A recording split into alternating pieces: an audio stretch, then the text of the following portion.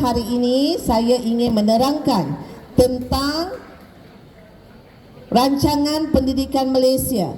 Ini rancangan yang wajib saya sampaikan kepada murid dan guru. Rancangan pendidikan Malaysia 10 tahun daripada 2026 pada tahun ini hinggalah 2035 merupakan pelan pembangunan pendidikan negara yang dirangka oleh Kementerian Pendidikan Malaysia bagi memacu hala tuju sistem pendidikan Malaysia untuk tempoh 10 tahun.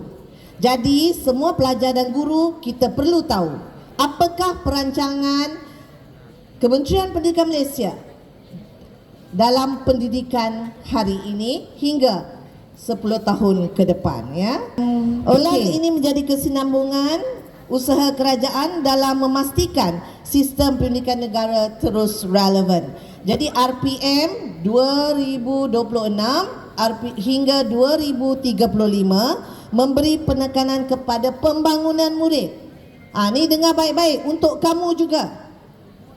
Dari guru kepada kamu, dan hasilnya nanti akan dilihat apabila RPM itu tercapai, Jadi pembangunan murid itu akan dibuat secara holistik dan melalui pelan ini. Dan sistem ini diharapkan dapat melahirkan generasi yang berkualiti, yang beradab. Itu yang diharapkan oleh RPM kita. RPM ialah Rancangan Pendidikan Malaysia, Dan kamu akan menghadapi perubahan dunia yang semakin mencabar. Itu kamu perlu sedar. Kamu generasi muda hari ini akan menghadapi cabaran yang lebih besar daripada kami yang terdahulu. Jadi kamu kena bersedia. Selain dari itu, RPM 2026-2035 juga menekankan pengukuhan kualiti pengajaran dan pembelajaran serta pemerkasaan guru sebagai ejen perubahan serta peningkatan keberkesanan kepimpinan sekolah. Dengan kerjasama semua pihak termasuk guru, murid, ibu bapa dan komuniti, pelaksanaan pelan ini diyakini mampu memperkukuh sistem pendidikan negara. Rancangan pendidikan Malaysia, kalau orang tanya datang ke sekolah, ada berapa teras strategiknya? Cikgu yang kena tahu. 7 teras cikgu 7 teras RPM 2026-2035. Teras pertama, kata kuncinya memastikan sistem pendidikan Malaysia yang terangkum, dinamik dan relevan, mengoptimalkan potensi setiap murid. Teras yang kedua, mengoptimalkan potensi setiap murid agar menjadi warga negara global. Teras yang ketiga, mentransformasikan. Jadi teras satu memastikan sistem pendidikan, kedua mengoptimalkan potensi murid, dan ketiga mentransformasikan pendidikan. Keupayaan tinggi dan berorientasikan masa hadapan. Teras yang keempat, memantapkan prasarana fizikal dan digital. Teras yang kelima, mempergiat sinergi antara institusi pendidikan KPM dan institusi yang berkaitan. Yang keenam, membudayakan kemampanan, mantap dan kukuh dalam ekosistem pendidikan. Dan yang ketujuh, meningkatkan kecekapan takbir urus dan sistem penyampaian. Jadi ada 7 teras strategik dalam RPM yang guru dan murid perlu tahu juga. Ini pengetahuan kita. Dan tumpuan untuk murid ialah, yang pertama, murid mesti mencapai sekurang-kurangnya grade C bagi keempat-empat mata pelajaran: bahasa Melayu, bahasa Inggeris, matematik dan sejarah. Bermakna keempat subjek ni awak paling rendah pun C, yang paling baik A lah. Yang memang bagus ambil A plus lah. Jadi awak tak boleh dapat D dalam 4 subjek ini. Kalau awak dapat D, awak tidak mencapai quality RPM.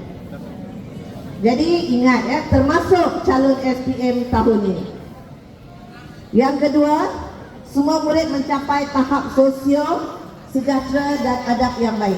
Seperti yang saya cakap tadilah, adab itu mesti baik dan merujuk digital competency score.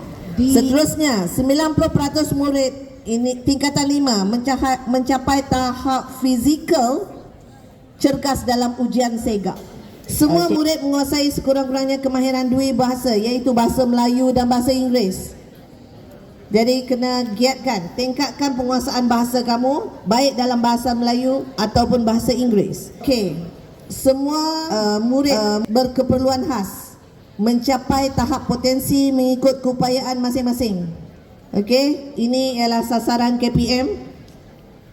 Malaysia mencapai skor purata yang setara dengan standard pentaksiran antarabangsa, dan semua murid menguasai kemahiran berfikir secara kritis dan kreatif.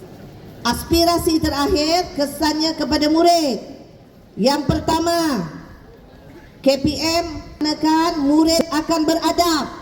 Beradab pertama. Yang kedua, berilmu. Yang ketiga, berkemahiran. Yang keempat, berdaya saing. Berdaya tahan, resilient. Okey, dan yang kelima, berkeyakinan. Jadi ini 5 fokus utama RPM yang murid kena tahu. Berapa fokus RPM untuk murid? 5. Pertama, apa dia? Beradab. Kedua, ketiga, keempat, dan kelima, berkeyakinan. Jadi itu harapan rancangan pendidikan Malaysia daripada Kementerian Pendidikan Malaysia untuk murid-murid seluruh Malaysia termasuk sekolah kita. Jadi cikgu harap kamu dapat menjadi murid yang berkualiti, yang beradab, berilmu, berkemahiran, berdaya tahan dan berkeyakinan. Hasil daripada perancangan yang teliti daripada Kementerian Pendidikan Malaysia.